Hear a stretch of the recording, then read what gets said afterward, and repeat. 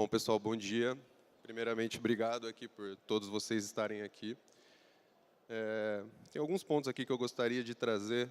Inicialmente, agradecer ao Fernando aqui pelo evento. Acho que, Fernando, esse agradecimento se estende muito para a Sônia e para toda a equipe que ajudou a montar isso daqui. Acho que como segundo ponto, é importante agradecer, acho que para a posição que eu estou. De novo, o Fernando está por trás disso aqui, junto com a diretoria, com o conselho da GOON. É importante agradecê-lo novamente. E terceiro ponto, junto aí com o Fernando, né, dado as fotos aí, vocês já devem ter percebido que o meu relacionamento com ele é de longa data, e longo tempo. Então, ele tem ajudado muito, não só do lado profissional, eu acho que do lado profissional é muito claro, dado que eu estou aqui junto com ele há muito tempo, mas também do lado pessoal. Então, são os 3 primeiros agradecimentos a ele. Obrigado, Fernando. Não estou ouvindo agora, mas muito obrigado. Contando um pouquinho da minha história, vou tentar ser bem breve aqui. Eu sou um pouco mais novo do que o pessoal, acho que em geral. Eu tenho 14 anos aqui no mundo de crédito. Desses 14, 12 eu tive na GOON. 2 anos eu dei uma escapulida, fui morar no Rio. E depois fiquei com saudade e acabei voltando para a GOON.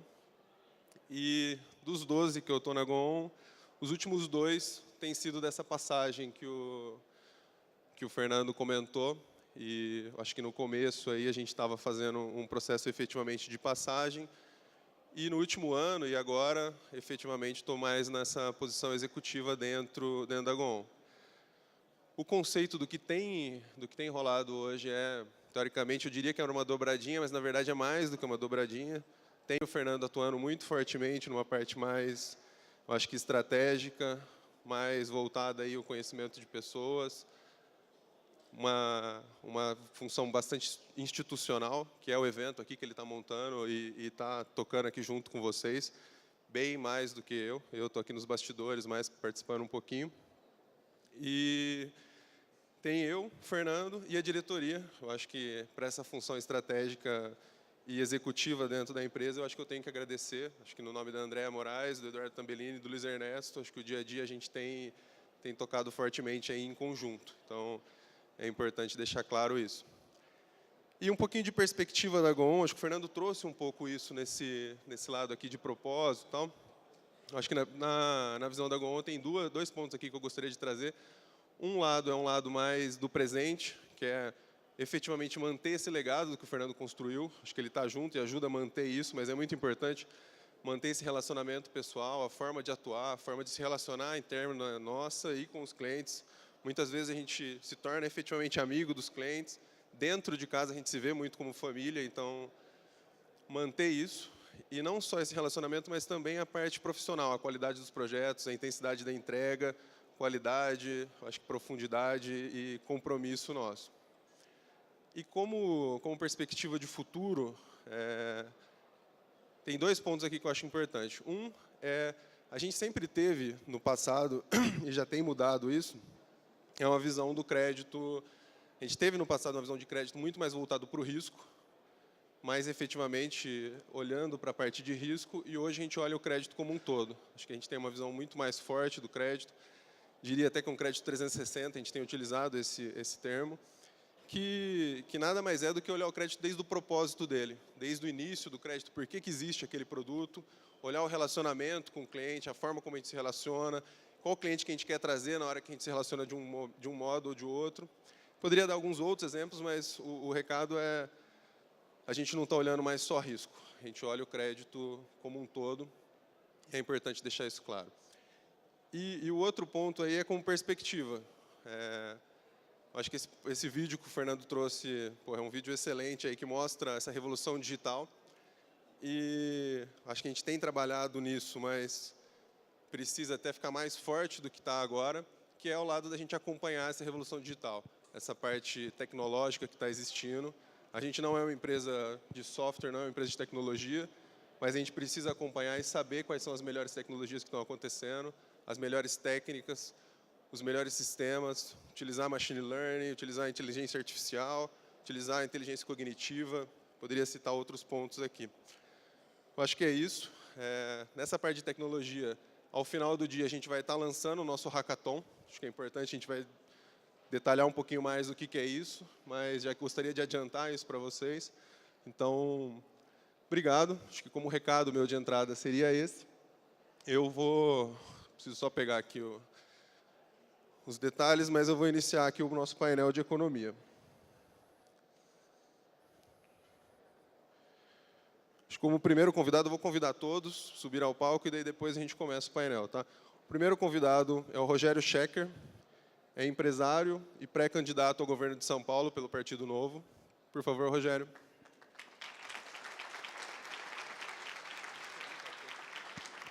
Depois você vai estar apresentando.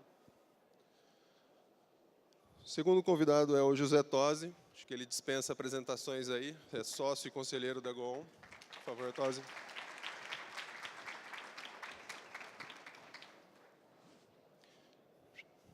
E o terceiro convidado é a Cláudia Viegas, que é diretora de Relação Econômica, Políticas Públicas da LCA, com mais de 15 anos de experiência em consultoria econômica, doutora, mestre e graduada em Economia pela FEA USP, foi secretária adjunta do SAE, do Ministério da Fazenda, de 2004 a 2007, atuando com defesa da concorrência e regulação econômica em diversos setores, com destaque para telecomunicação e mídia, saúde e energia.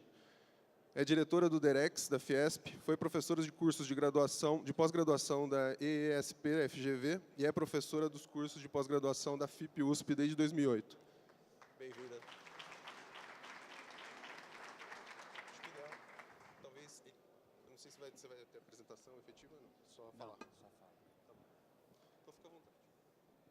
Tá funcionando isso? Tá, posso começar? Por favor, Rogério, pode começar.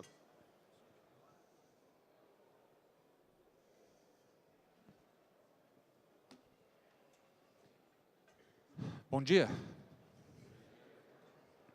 Em primeiro lugar, obrigado, Fábio. Obrigado a você, ao pessoal da organização, pelo convite. Gentil convite, poder participar, trocar ideias, trocar perspectivas nesse momento tão importante do Brasil. Deixa eu me apresentar super rapidamente, o mais rapidamente possível. Eu tenho 50 anos de idade, nasci e cresci aqui em São Paulo. Venho de uma família de classe média, na melhor das hipóteses, que não recebeu herança, não está deixando herança, mas, graças a Deus, conseguiu juntar dinheiro suficiente para me dar educação de qualidade. Então, eu fui um dos privilegiados no Brasil que puderam colocar esforço em cima de uma situação inicial de educação que me permite e me permitiu ter igualdade de oportunidade, algo que não é, como você sabe, generalizado no Brasil, está longe de ser e talvez seja o nosso maior desafio. Fiz engenharia de produção na Poli, acabei nunca trabalhando em engenharia, fui ser trainee de banco, mercado financeiro. Em 94, assumi a gestão dos fundos do Deutsche Bank aqui em São Paulo. Sempre tive o sonho de ir para o exterior para conhecer a realidade de trabalho lá fora. E consegui cavar uma janela de 6 meses no Deutsche de Nova York. Eu fui para lá, a gente lançou o primeiro fundo global dentro do Deutsche, acabou sendo o primeiro chamado hedge fund no mercado financeiro lá em Nova York, acabou dando certo. Em vez de ficar 6 meses nos Estados Unidos, eu fiquei 15 anos. Foram uns 2 anos, 3 anos no banco, depois eu saí de lá para abrir uma gestora independente e foi lá que eu fui desenvolvendo. A gente investia em 33 países emergentes, eu era a pessoa que fazia os investimentos, principalmente de renda fixa, commodities, moedas e seus derivativos. Então, o meu passado é um passado de engenharia, força em exatas e mercado financeiro, quer dizer, tudo lado esquerdo do cérebro, né? E aí, em 2010, eu estava numa situação com filhos pequenos e não tinha um fim de semana que não tinha eleição em algum lugar problemático no mundo. Então, aquilo começou a afetar a minha vida de um jeito que eu comecei a ir buscar uma outra coisa. E aí eu fiz uma pequena transição, saí do mercado financeiro e fui trabalhar com comunicação numa empresa da qual eu já era sócio há alguns anos, empresa brasileira que começou aqui, e aí eu lancei nos Estados Unidos. Comecei a trabalhar com comunicação, 2 anos depois decidi voltar ao Brasil, ao contrário de alguns dossiês encomendados em 2015, eu não voltei ao Brasil foragido e eu não fui enviado pela CIA para destituir o governo brasileiro, informações que estão nas redes até hoje. Essa madrugada eu tive que lidar um pouco com isso. É verdade que você foi foragido dos Estados Unidos? Não, não é verdade. Fake news está na moda hoje, mas ela existe há um tempão e a contratação desse tipo de dossiê desde 2014, 15, era absolutamente comum. Bom, voltei para o Brasil e 1 ano e meio depois de estar aqui, eu comecei a ver que a indignação estava tomando conta das pessoas e aquilo me incomodou demais. Me incomodou porque eu percebia que as pessoas indignadas tinham energia. A indignação traz energia. Ninguém consegue ficar indignado e ficar zen, assim, tranquilo, indignado. Quando você está indignado, você precisa ir fazer alguma coisa. E o que me incomodava era que as pessoas usavam essa energia da indignação para reclamar. Então, roda de amigos, reclama. Horário de almoço, reclama.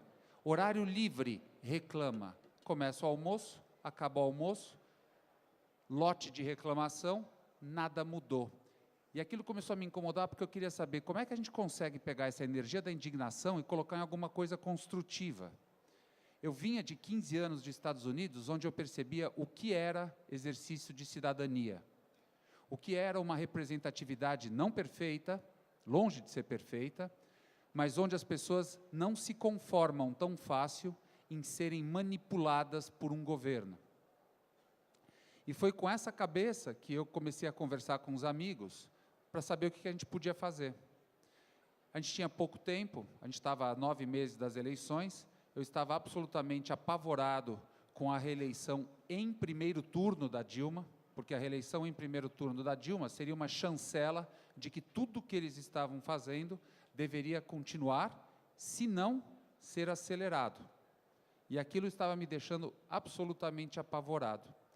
E aí eu me inspirei nas manifestações de 2013, do Passe Livre, que eu não montei, não participei, e eu vi que tinha um dado público, saiu no estado de São Paulo, que se você fizesse uma conta básica, você percebia que para cada pessoa que saiu às ruas em junho de 2013, 3 semanas depois, 40 pessoas tinham mudado de opinião com relação à aprovação do governo.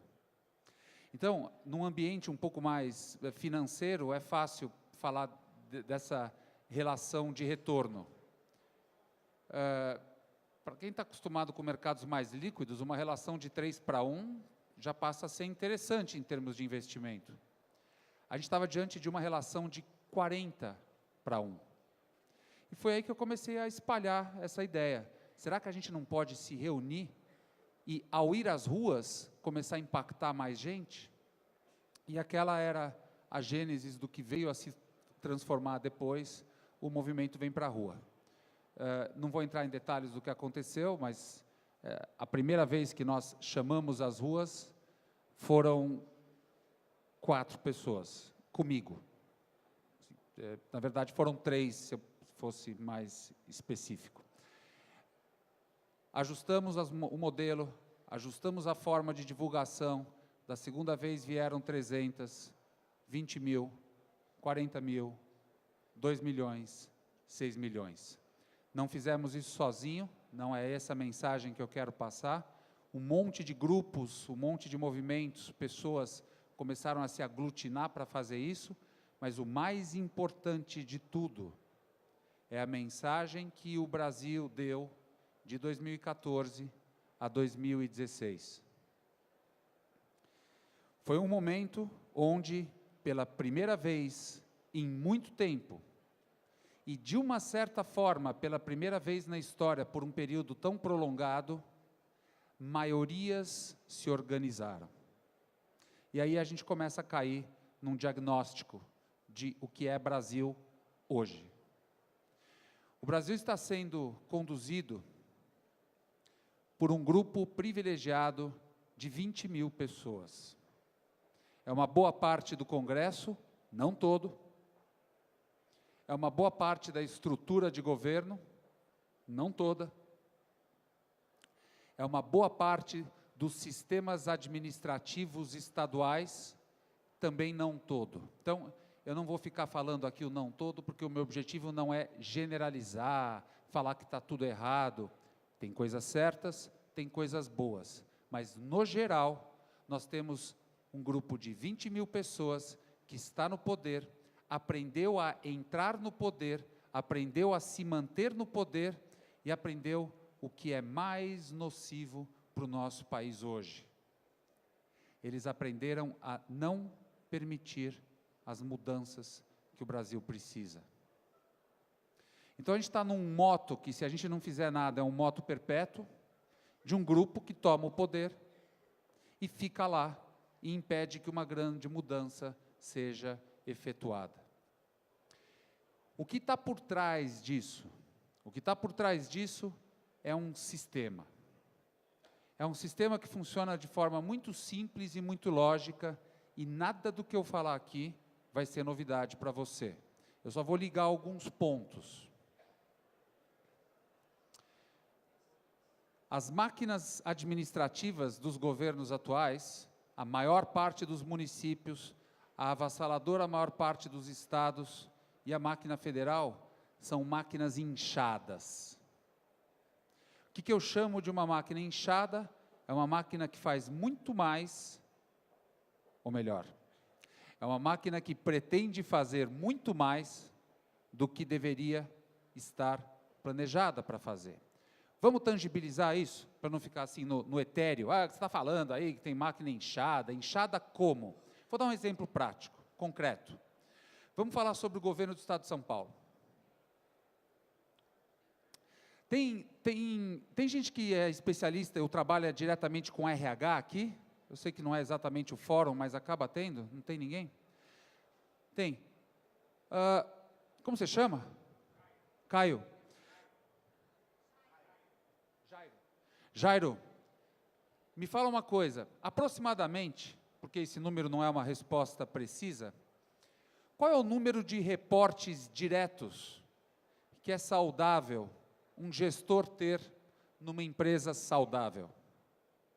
Até quantos reportes eu tenho para que eu consiga exercer gestão de uma forma minimamente eficiente? É uma pergunta mesmo. Qual é o número? Qual o número de gestores? 50 pessoas podem se reportar a mim? Então, eu acho difícil, assim, e eu não sou especialista em RH, então eu respeito a tua opinião. Quando eu saio por aí, perguntando isso para as pessoas, eu percebo, e aí não precisa ser especialista em RH, muita gente que tem empresa, tem que administrar um grupo, tem que administrar um time, começa a perceber o que é ter reporte direto. Você acaba cuidando de grande parte da vida, da emoção dessas pessoas que se reportam a você. O que eu escuto por aí, e não acho que tem resposta certa, é que um número saudável é de 8. Tem gente que fala 10, tem gente que fala que até 15 dá, tem gente que fala que não dá para passar de 5, mas a ordem de grandeza do que eu escuto, vamos dizer que seja 10, vai. De novo, eu não estou atrás de precisão. Sabe quantos reportes diretos existe para o governador do estado de São Paulo? Não importa quem seja, eu não estou fazendo a crítica ao nome, é a estrutura que existe hoje lá. Se sair esse time, entrar outro time, é essa a estrutura. São 25 secretarias, 20 empresas estatais, 16 fundações e 26 autarquias. Entre essas fundações, autarquias e empresas estatais, estão empresas e entidades do porte de Metrô, CETESB, Sabesp, CESP, Fundação Padre Anchieta TV Cultura, com um papel fundamental de educação de 45 milhões de habitantes no estado de São Paulo. Hospital das Clínicas, USP, Unicamp, Unesp, Departamento de Estradas de Rodagem. Cada um desses é um dos 87, sendo que um deles, só um deles, é uma Secretaria de Educação. Uma secretaria que tem 91 dirigentes em segundo escalão, cuidando das 5.400 escolas. Então, em primeiro escalão, 87. Em segundo escalão, eu sinceramente não contei. Eu acho que vai para os milhares. É isso que eu chamo de uma estrutura inchada, grande. Como é que você consegue administrar uma coisa dessa? Aí a pergunta que vem é a seguinte: por que essas estruturas administrativas, políticas no Brasil são tão grandes assim? Qual o motivo? Quando você vai em cada uma dessas entidades e tenta ver como está acontecendo, está funcionando? Está funcionando bem? Ah, não está funcionando tão bem. Como deveria ser? Ah, deveria ser desse jeito. Por que não é desse jeito? Por que não está desse jeito hoje? E a resposta é sempre a mesma.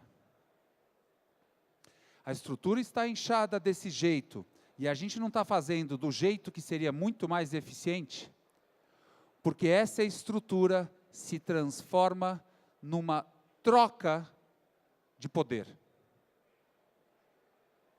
Tudo isso começa nas campanhas. Campanhas no Brasil ainda são extremamente caras. Sem dinheiro você não consegue se reeleger, e com dinheiro qualquer um se reelege.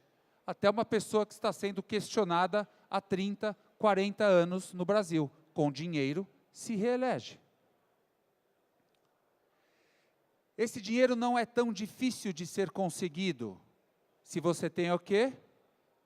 Uma estrutura em troca. O que você observa por aí é que as pessoas estão dispostas a doarem dinheiro em troca de uma secretaria, uma presidência, um segundo escalão numa estatal. E o que eu estou falando, você sabe, não é novidade. Abre o jornal hoje e você vai ver lá os casos onde você tem o INSS sendo substituído, agora já tem uma briga política para ver quem vai assumir o INSS. Algo dessa importância, jogo político, aparentemente sem uma participação direta do presidente da República, aparentemente, porque aquela parte do governo não é do presidente, ela é de um determinado partido. De onde veio isso? Da campanha. É feita uma coligação onde não se importa quais são os valores dos dois partidos que estão coligando. Você vê partidos de ideologias e valores completamente diferentes fazendo coligação. O objetivo não é reforçar a ideologia, o objetivo é ter mais tempo de TV para poder enganar mais gente desavisada. Depois das coligações e das trocas e das barganhas e do loteamento de cargos que acontece numa campanha, quando alguém é eleito, nem que aquela pessoa seja honesta, ou nem que ela se transforme numa pessoa honesta à meia-noite do dia que ela toma posse, nem que ela queira fazer o certo, ela vai conseguir fazer o que tem que ser feito. Por quê? Porque o mandato não é mais dela, ele foi loteado. É impossível a pessoa entrar lá e fazer aquilo que tem que ser feito. O ministério não é mais do presidente, a secretaria não é mais do governador. E aí, para acabar esse quadro crítico, porque ninguém merece esse tipo de diagnóstico às 10 da manhã, para acabar, eu juro que aí eu paro de falar das coisas ruins e a gente começa a falar do que pode ser feito, da nossa participação nisso. Quando a pessoa assume, o objetivo dela passa a ser outro. Não é mais ser eleito. Ele foi eleito. O objetivo passa a ser reeleito. E quem entra num governo com o objetivo de reeleição ou com o objetivo de ir para outro cargo acima, não pode fazer as transformações mais centrais. Porque é impossível fazer transformação central sem desagradar a grupos de interesse. Impossível. A gente não vai mudar o Brasil agradando todo mundo. Se eu estou preocupado com reeleição, eu não vou criar muito caso, porque senão eu perco a minha base, eu perco a perspectiva de ser reeleito. Então, esse é o diagnóstico de uma máquina inchada, mas ela não está inchada aleatoriamente.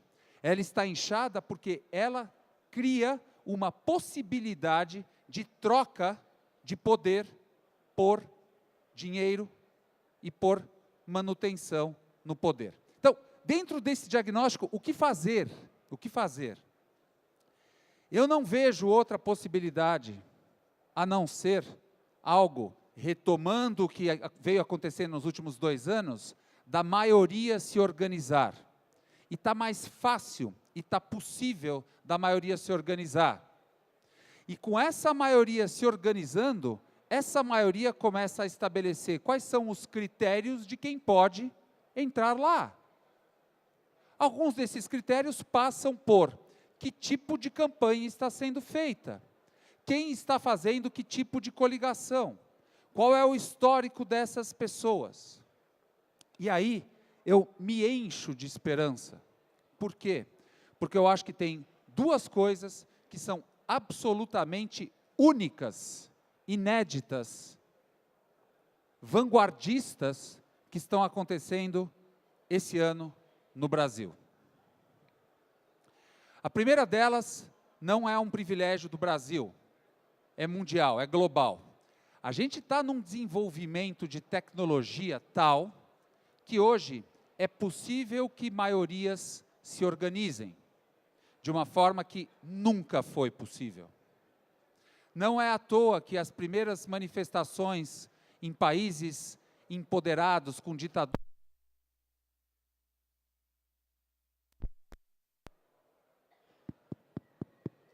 Continua o microfone? O microfone está no gerador? Ufa. É que saiu e voltou, né? Deu um calor, né? Deu um calor. Vamos lá. Não é à toa que isso aconteceu nas ditaduras. Por quê? Tecnologia. As pessoas começaram a conseguir se organizar para derrubar governos. Começou a acontecer nos países árabes. Aconteceu no Brasil de 2014 a 2016. E essa tecnologia permite hoje que movimentos de maiorias sejam feitos. Quem vai encabeçar esses movimentos? Você. Por que você? Porque você, eu não sei se já percebeu, mas você se tornou cabeça de pirâmide. Cada grupo de WhatsApp que você tem no seu celular é uma pirâmide. Se você joga lá alguma coisa interessante, aquele negócio vai se propagar, porque cada uma das pessoas que está na sua pirâmide é cabeça de outra pirâmide. Você tinha esses grupos de WhatsApp nessa magnitude em 2014? Nas últimas eleições? Pouco, muito pouco. O número de usuários de WhatsApp no Brasil cresceu de 20 milhões em 2014 para 120 milhões esse ano. Então, isso é um fenômeno absolutamente novo, global, que permite que as pessoas se organizem. O segundo fenômeno é um fenômeno brasileiro. O que aconteceu com Lava Jato, o que aconteceu com investigações no Brasil nos últimos 3 anos, trouxe uma conscientização para a população brasileira que nunca houve. Tudo que a gente desconfiava que acontecia, acontece pior do que a gente imaginava. O brasileiro está enraivecido. O brasileiro quer mudança. Ontem saiu uma estatística do Locomotiva de que 81% dos brasileiros não querem votar em quem já exerceu o mandato eletivo. Pô, Schecker, mas as pesquisas não mostram isso, elas indicam pessoas que estão aí há um tempo. É um processo, isso não muda de um dia para o outro. Agora, a velocidade dessa mudança é muito alta, e o que vai acontecer aqui nesses próximos 5 meses, só Deus sabe.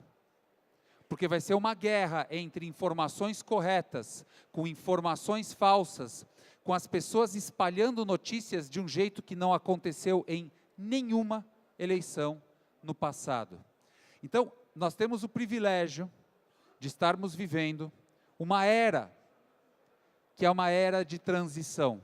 A gente está vindo de décadas, de uma era onde o poder estava com empresas e políticos.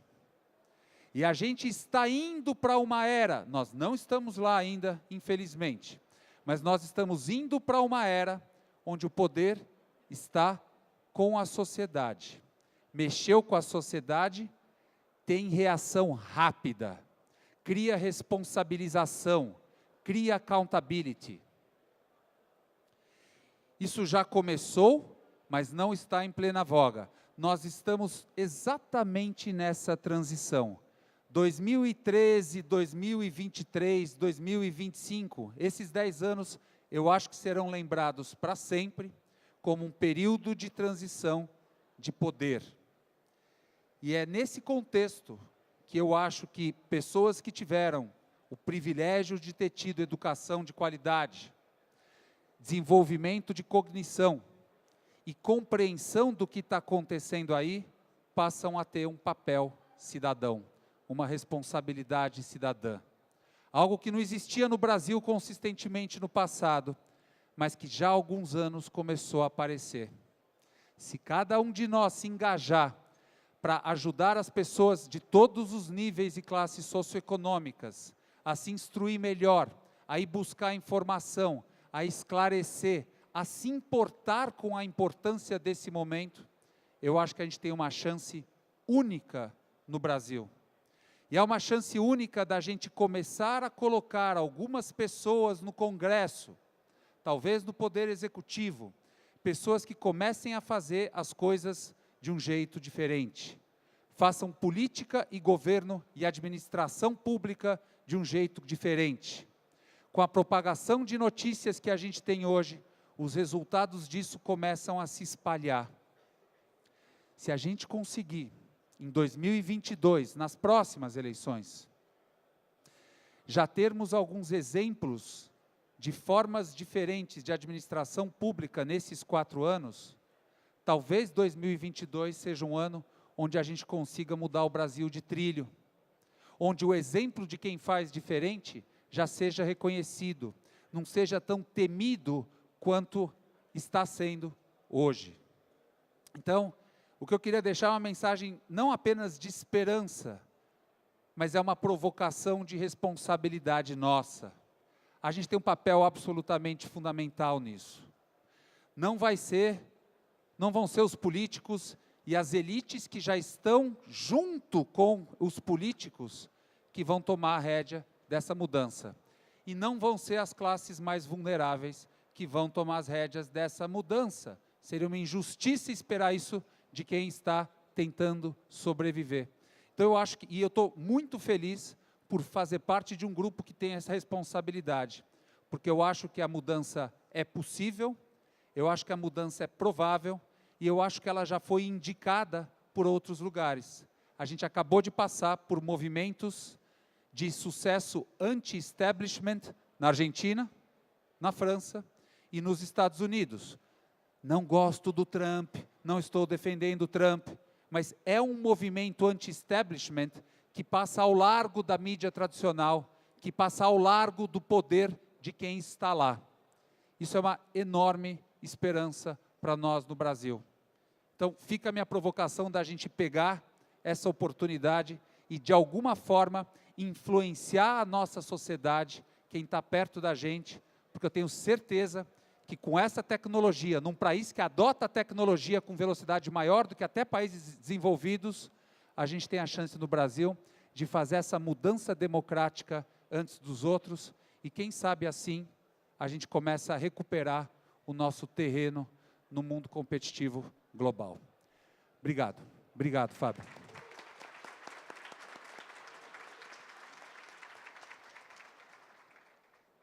Melhor sentar aqui no meio. Alô, alô? Oi. Alô? Bom, Rogério, obrigado. Pode aumentar um pouquinho? Eu acho que o debate aqui, a ideia é... A gente não vai colocar nada na tela. Se puder diminuir um pouquinho a luz da tela, também ajuda, tá? Está muito na cara deles. Obrigado. Começando aqui o debate, a ideia, eu vou direcionar algumas perguntas e a ideia é que os três participem e coloquem seus pontos aí na medida que for se sentindo à vontade para falar. Pensando um pouco até nesse cenário que você trouxe, Rogério, de, poxa, um cenário difícil, que a gente está buscando mudança, buscando melhorias e tal, qual que é a percepção de debate e possível aprovação da questão previdenciária que a gente tem aí, que é tão difícil, e também a questão fiscal, que hoje o nosso governo a gente entende que é uma questão de tempo aí para a gente ter problemas fiscais. Deixa eu começar com o Rogério. Não.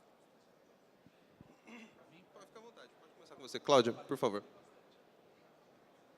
Obrigada pelo convite. Bom dia a todos. Uma satisfação poder participar aqui. Vou me ater, então, mais aos aspectos econômicos da pergunta que você coloca. Eu acho que o Brasil ele realmente passa pela maior crise que a gente tem registro. Só para a gente pontuar um pouquinho a magnitude, 2 quedas consecutivas do PIB, como a gente viu em 2015 e 2016, a gente só viu na economia brasileira em 30 e 31, em que a gente vivia lá a Grande Depressão, enfim, o mundo passava por um momento extremamente conturbado. Em 30 a 31, a gente caiu ao redor de 5%. Em 15 e 16, o nosso tombo foi mais de 7%. Então, ter um tombo dessa magnitude deixa sequelas importantes. As projeções que a gente tem na LCA é que só em 2021 a gente recupera a renda per capita que a gente já observou em 2013. Então, do ponto de vista econômico, a gente tem aí uma recuperação anunciada, mas ela, de fato, vai ser lenta. Tudo dando certo, é isso que acontece. E tudo dando certo passa por essas questões que você coloca. A gente está muito próximo de perder o chamado bônus demográfico, ou seja, a quantidade de pessoas que estão no mercado de trabalho em relação às pessoas que não estão no mercado de trabalho se inverte. Eu vou ter uma relação que não será mais de bônus demográfico, o que imprime, não é de hoje, uma pressão muito grande na questão da Previdência. Juntando isso com um crescente déficit público em relação ao PIB, a gente tinha isso ao redor de 40%, agora a gente gira quase perto de 70%, é de fato um número bem importante, que engessa muito a questão de como conduzir política pública, coloca uma urgência muito grande nessas 2 questões. Então, do ponto de vista econômico, não resta dúvida de que isso é necessário. Sem isso, de fato, a gente agrava muito um cenário que é quase unânime que a gente tem que passar por essa questão, ou seja, um ajuste fiscal, reduzir a participação do déficit em relação ao PIB e ter uma reforma da Previdência, dado que a gente perde esse chamado bônus demográfico. Como orquestrar isso, e aí passa por questões que são fora do alcance econômico. Aí é muito mais um cenário político em que você crie condições para que isso seja, de fato, tratado com a urgência que merece e que venha, de fato, uma reforma que ataque os problemas que precisam ser atacados e não apenas postergue e nos dê uma sobrevida dessas questões. O que tem de bom quando você passa por uma crise dessa magnitude é que, de fato, você imprime urgência a fatos que já são conhecidos. Então, a gente tem, de fato, uma luz grande nesses assuntos e coloca aí um senso de urgência para que isso entre em discussão e possa ser encaminhado com a pressa que o tema tem, né? Mas que é unânime entre os economistas que esses são os assuntos cruciais aí para os próximos períodos. Se quiserem complementar, por favor. Um comentário rápido. Eu acho que a reforma da Previdência ela acontece no novo governo de um jeito ou de outro. Ou porque nós conseguimos exercer o papel que o Rogério colocou de influenciar os nossos círculos e comecemos a eleger para o Congresso, não me interessa muito o presidente, mas deputados, senadores, vereadores, que efetivamente tenham integridade como um ponto de partida dos seus princípios. Ele pode ser de esquerda, ele pode ser de direita, pode ser de centro. O ponto é que ele precisa ser íntegro e, sendo íntegro, ele coloca projetos de Estado na frente dos interesses do seu partido. Se for assim, eu vou ficar muito feliz. E o projeto da Previdência vai passar. Se não passar desse jeito, o próximo presidente faz mais uma rodada de cheques e compra o Congresso.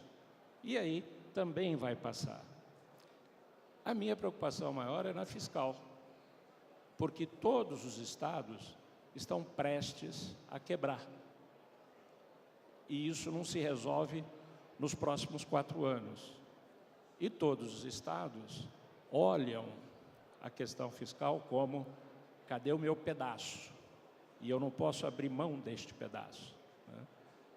E fazer um pacto federativo dessa magnitude, infelizmente, eu acho que nós vamos ter que esperar o 2022, o 2025. Acho que não vai dar para ser agora.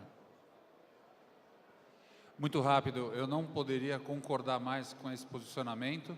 A gente questiona se o próximo presidente vai conseguir fazer essas reformas.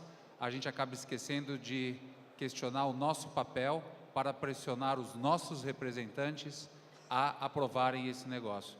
E aí eu acho que a gente tem que sair um pouquinho dessa arapuca, onde o presidente é refém de um Congresso, quando na verdade cabe única e exclusivamente ao Congresso fazer esse tipo de alteração. O presidente poderia usar até uma parte que tem de verbas, de informação, de publicidade, para ajudar a esclarecer a população qual é a realidade, para que a população esteja melhor informada a ponto de poder pressionar os seus congressistas. É uma das duas saídas e é uma que a gente pode atuar. Obrigado.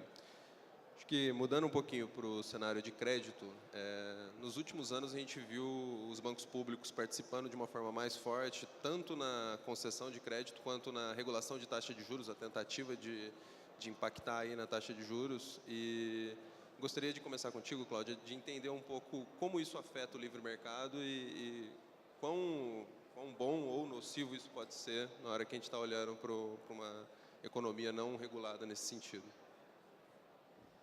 Aí a gente tem uma resposta que passa por vários itens, né? Várias variáveis.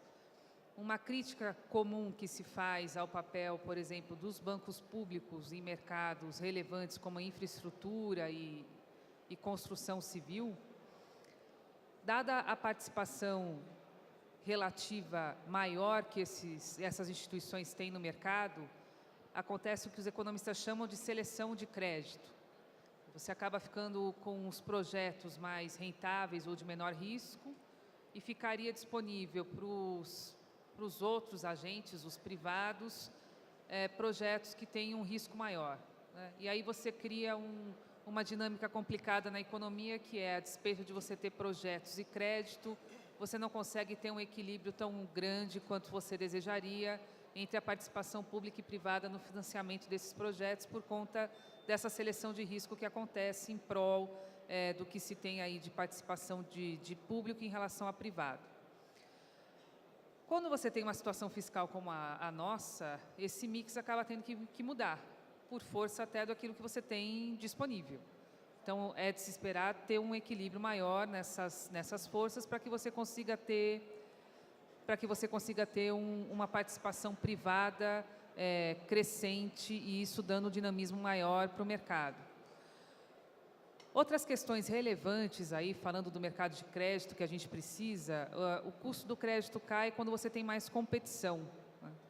Então, conseguir olhar para a cadeia de valor do mercado de crédito e conseguir enxergar o papel que cada elo tem e como conseguir garantir remuneração adequada no serviço efetivamente prestado, isso passa muito mais por práticas de mercado do que regulação propriamente dita. Você consegue criar condições favoráveis para que haja novos entrantes, e aí, como aqui a gente está falando bastante de tecnologia, é o papel que as fintechs assumem nesse mercado como rivalidade, ou seja, impor rivalidade aos atores que estão estabelecidos no mercado. E, para isso, a gente tem uma variável crucial que é garantir a esses entrantes condições adequadas de rivalidade, ou seja, de competição, e isso passa por acesso à informação. Então, como a primeira pergunta a gente falava de reformas importantes da Previdência e fiscal, no mercado de crédito, a gente conseguir ter a aprovação do cadastro positivo vai nessa direção de você favorecer condições mais equânimes para conseguir ter mais informações sobre as pessoas que pleiteiam crédito, e isso favorece você ter uma proliferação maior de agentes no mercado, reduz risco, porque mais informação faz com que você consiga ter uma precificação adequada do risco individual de cada um, o risco médio cai, queda do risco médio significa queda de spread, e aí sim você consegue enxergar essa relação mais imediata que a gente ainda não enxerga, que é quando cai a Selic, você efetivamente enxergar uma queda na taxa de juros praticada na economia. Para cair esse spread, que é aquilo que a gente sente mais, você tem que ter condições mais favoráveis de informação, cadastro positivo contribui demasiadamente para isso, e outros itens que são ligados mais a caráter institucional e a caráter de como as coisas acontecem, que aí passa por questões de burocracia, de entraves a negócios, que eu destacaria, por exemplo, a efetivação de garantias.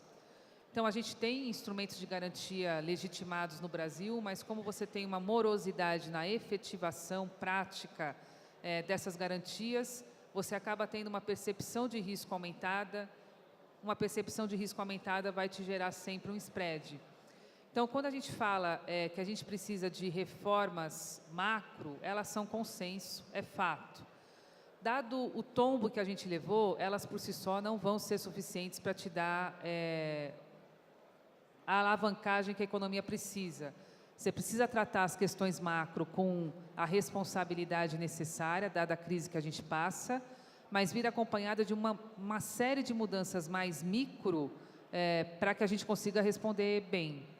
E entre essas mudanças micro, eu destacaria a questão do cadastro positivo e destacaria uma série de mudanças que são institucionais, que são reduzir o custo Brasil, né? Que é facilitar fazer negócios aqui.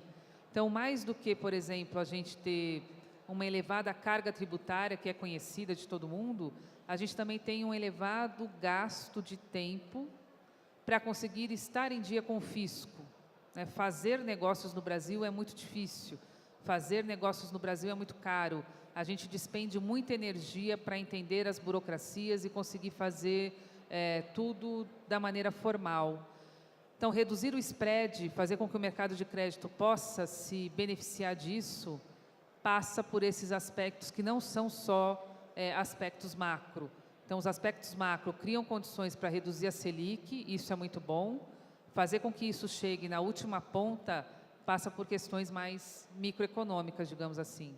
E aí tem uma lição de casa grande para ser feita também. Muito obrigado. Só um minutinho. Pessoal, quem quiser colocar o fone, por estar com barulho, tá? O fone é o canal 3, isso vai ajudar vocês a conseguir escutar direto no fone aqui, sem interferência, tá? Rogério, por favor, desculpe. Eu queria ressaltar o ponto que a Cláudia fez, que é a efetivação de garantias. A gente tem um retrato hoje do mercado onde a avassaladora maior parte dos ativos, principalmente imobilizados e de maior valor, terras, imóveis, são de uma recuperação tão morosa que eles não podem ser efetivamente utilizados como lastro para crédito. E isso impede a criação de mais veículos, mais precisamente fundos, que poderiam complementar de forma crescente e com magnitude significativa o crédito que hoje acaba se concentrando em bancos, num lugar onde existe um conflito de interesses de atendimento mais global de um determinado cliente. Para exercer uma determinada garantia, você perde o relacionamento com esse cliente em outros serviços e acaba desincentivando a aceleração da efetivação dessas garantias. A gente conseguiria alavancar todos esses ativos no Brasil de forma extremamente acelerada, efetivando essa recuperação de crédito. A gente vai estar num nível muito mais saudável de alavancagem e de oferta de crédito quando a gente olhar esse manancial de ativos e uma parte muito maior deles estiver servindo como garantia para crédito. É uma coisa que já está aí, não precisa grandes alterações, o que precisa é de um investimento relativamente pequeno para aumentar a eficiência da justiça na recuperação disso. Se isso fosse feito, ia ter uma proliferação de fundos de crédito que iam ser um veículo absolutamente novo de oferta de crédito para o mercado e ia aí sim começar a obrigar esse pequeno mercado ainda concentrado de oferta de crédito a ser mais competitivo e oferecer taxas mais adequadas com spreads, eu acho que mais decentes também. O outro ponto que a Cláudia levantou, que é o do birô positivo, me enseja fazer um comentário que é estimulante, não sei se essa é a palavra certa, ver a atuação do Banco Central desde que houve a mudança de governo. Né? A agenda BC+, tenta e faz um esforço para justamente endereçar essas questões, onde ele está tratando do birô positivo, está tratando de melhorar as garantias. Algumas legislações que saem, por exemplo, para estimular as fintechs, será de grande valia para o desenvolvimento do mercado de capitais, eliminando assim o poder dos grandes bancos, que hoje, com a concentração, acabam ditando o preço. Eles começam a perder um pouco esse controle. É lógico que não é alguma coisa que muda em 6 meses, né? É ao longo do tempo. Mas esse movimento começou. Tem muita coisa para ser aperfeiçoada, mas este caminho eu acho que está dado, entendeu? É só a gente não se perder muito nele, na troca de governo. Muito obrigado. Continuando acho que nesse ponto aí que a gente está falando de evolução do crédito, uma abertura maior, talvez uma taxa de juros um pouco mais baixa, a gente tem uma expectativa de aumento efetivo da relação crédito-PIB. Por exemplo, no Brasil a gente está beirando aí por volta de uns 46%, nos Estados Unidos a gente está falando de mais de 100% a relação. A gente tem uma expectativa disso realmente aumentar aqui no Brasil e talvez qual a perspectiva de tempo disso?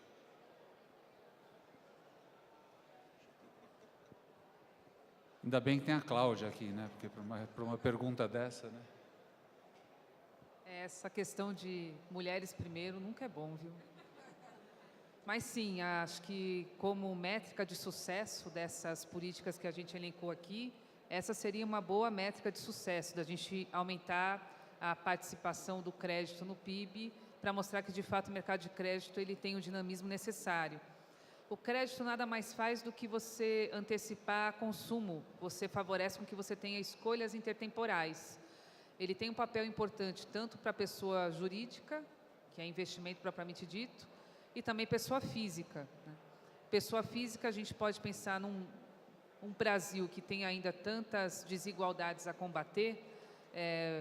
O crédito educacional, por exemplo, é um vetor fundamental para você conseguir fazer essa escolha intertemporal e trazer para o presente algo que você teria condições de consumir só lá na frente. E não é um consumo apenas, pode ser, de fato, educação, inclusive. Então, essa métrica que a gente usa para comparar a relação crédito-PIB é, de fato, uma noção de amadurecimento dos mercados econômicos, de ver o quanto que, de fato, você conseguiu avançar com crédito e como que isso pode favorecer crescimento econômico, desde que você tenha um mercado funcionando de maneira saudável. E aí, de novo, ter competição é um item importante. Competição você consegue tendo redução de barreira, e aí a agenda BC+, vai muito nessa linha, a redução de barreira disseminando mais informação, que para mercado de crédito isso é crucial. Então, sim, acho que ter isso como meta é importante. Em quanto tempo isso vem, é difícil precisar, mas a direção, concordo que ela está dada, é um caminho também, concordo, sem volta. A gente já tem alguns entrantes em alguns eixos da cadeia de valor que mostram que esse movimento ele já está iniciado e é muito positivo para a sociedade como um todo, e certamente é bem positivo. Tosi, por favor. Quanto a ser, de alguma maneira, acompanhar os Estados Unidos, eu espero que não, né? Porque tem algumas diferenças básicas. Se a gente for olhar por produto, nós já temos uma relação dívida-PIB, crédito-PIB, parecida com a americana. O problema é que lá o crédito imobiliário é muito forte, né? E você tem o leasing operacional, que todas as empresas, construtoras, todo mundo que usa maquinário, todos eles trabalham com leasing, então tudo isso muda. Como nós não temos isso, o nosso crédito é muito de consumo e nós temos ainda por cima algumas coisas muito dolorosas. Por exemplo, se um americano decide quitar a sua dívida antecipada para fazer uma outra dívida, uma sociedade alavancada é assim que funciona, ele não tem penalidade. No Brasil, você negocia logo de cara, paga um tal de IOF. Quando você resolve, melhora um pouquinho e resolve antecipar a quitação dessa dívida, o IOF não é devolvido. Então, e se você vai renovar nessa troca, né, na portabilidade de dívida, você paga IOF de novo, né? Então, eu espero que primeiro a gente corrija essas coisinhas, para depois, efetivamente, crescer no crédito. Obrigado. Eu acho que até nesse contexto de melhora, de livre mercado, a gente está falando muito de fintech, as fintechs aparecendo, tendo uma possibilidade de um crédito diferente, e muitas delas têm uma perspectiva de ser um crédito mais transparente. Eu acho que o consumidor conseguir enxergar o que ele está efetivamente pegando, menos taxas. O IOF ainda não dá para fugir, mas algumas outras taxas que algumas financeiras cobram, as fintechs têm buscado não cobrar isso. Junto com essa melhora, eu ia trazer a perspectiva do Birô Positivo, né? A gente tem uma visão de que o Birô Positivo traz não só uma visão efetiva do cliente, né? Não só hoje a gente olha muito o lado negativo do cara, mas a gente vai começar a olhar o lado positivo dele também, mas começar a olhar também o tamanho dele, ou seja, a gente consegue simplificar o processo de crédito, e isso também traz uma perspectiva, na minha visão, de um crédito mais barato. Acho que precisa de uma avaliação mais simples, uma avaliação mais objetiva. Queria que vocês trouxessem um pouco dessa perspectiva. E tem um lado político aí envolvido do Birô Positivo, efetivo na Câmara, acabou de passar agora. E como isso está sendo, acho que está sendo tratado e, efetivamente, se há alguma perspectiva do próximo governo conseguir colocar isso em prática, se esse ainda não colocar.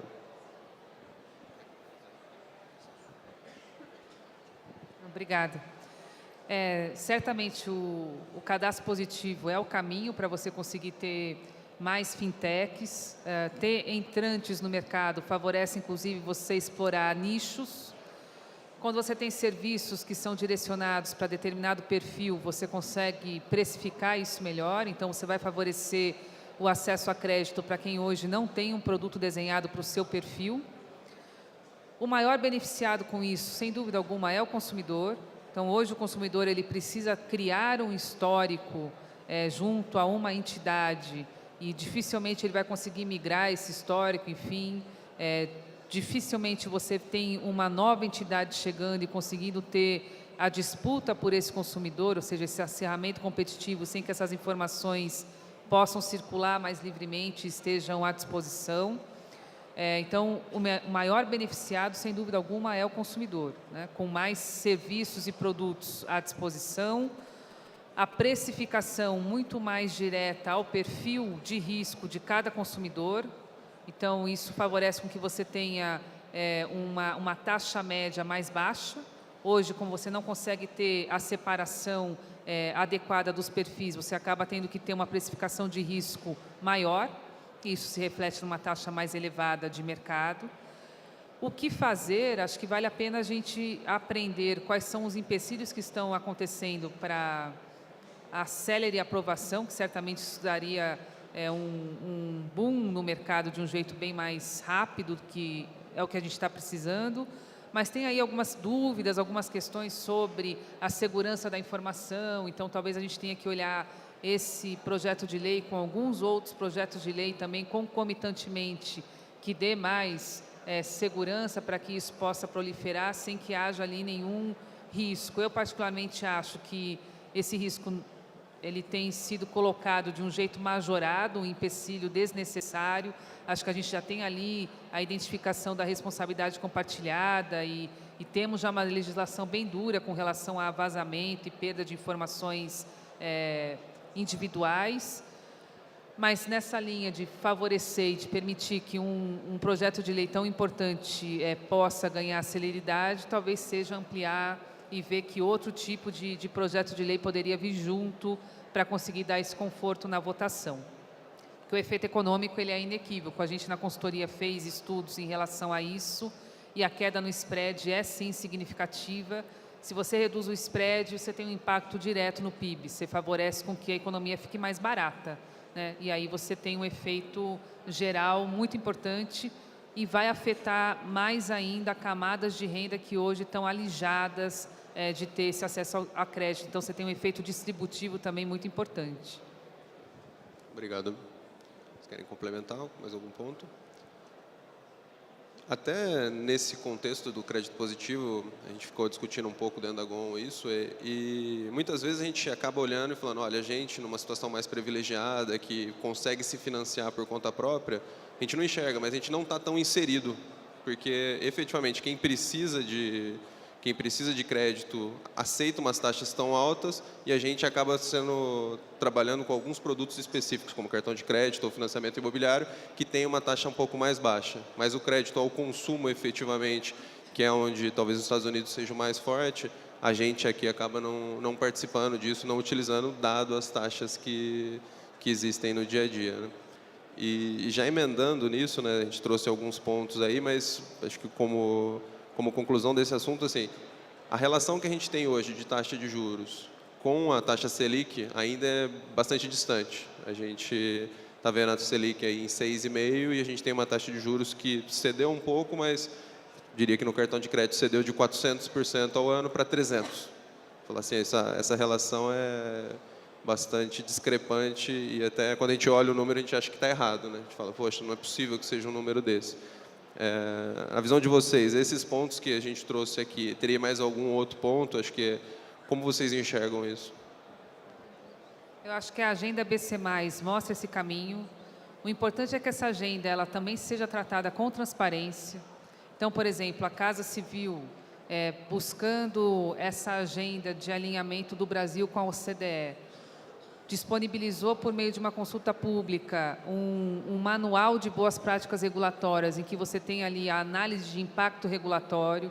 Seria importante que a agenda BC+, se inspirasse ali para que essas discussões sobre esses regulamentos que são sim importantes, ou até mesmo a ausência de regulamento, né?